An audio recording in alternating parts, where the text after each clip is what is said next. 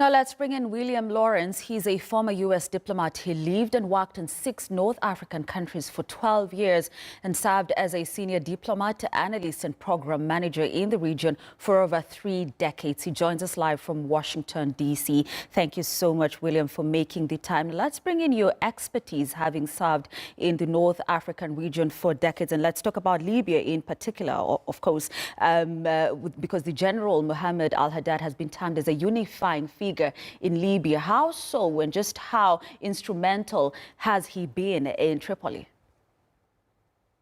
Well, you have to go back to how Libya got through the period after the Arab Spring.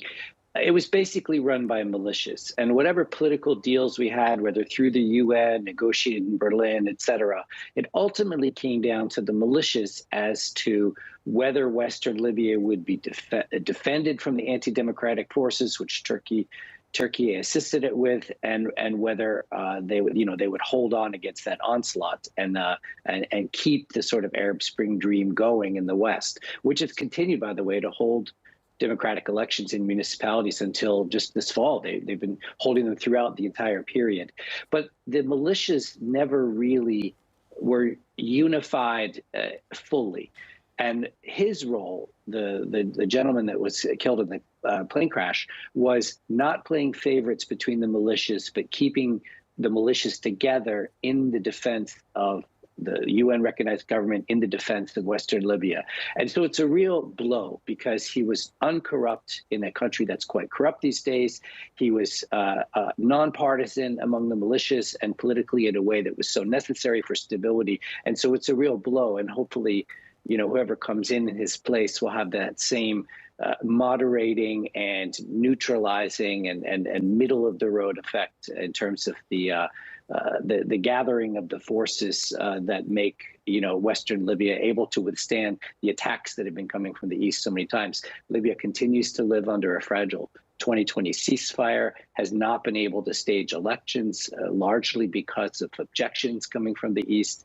And then, as your other analyst was saying, we're in this moment now where Turkey's talking to both sides, Egypt's talking to both sides, but Libya's not been able to turn the political corner yet to a newly democratically elected government. And so the stability piece of this is really, really important, because without a stable Libya and without that ceasefire holding, there will be no elections, and that Arab Spring dream will be lost.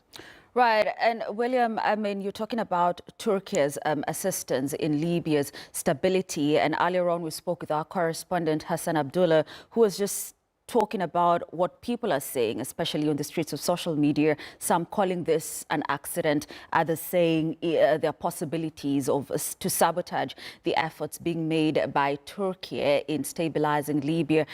What are your thoughts about that? Of course, too early perhaps to speculate, but what are your thoughts regarding that?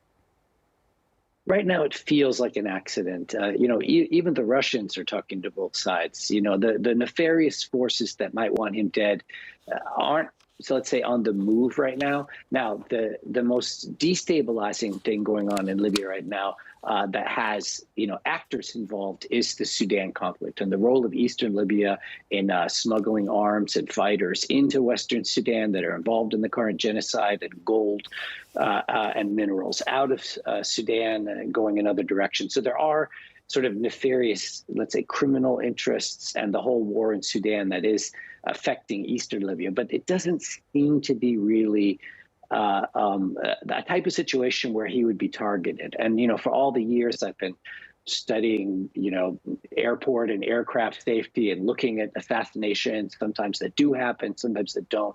These crashes right after liftoff in countries that have good security like Turkey, it feels like an accident, but who knows? And if it was an assassination, hopefully the investigation will be solid, and those who are responsible will be held accountable. But right now, it feels like an accident. It was a private jet. I don't know what the weather situation was, but there aren't a lot of parties, I think, in a position to make this happen that would have wanted to kill this relatively neutral military leader. Indeed. Thank you so much, William Lawrence, there for your time and your insights.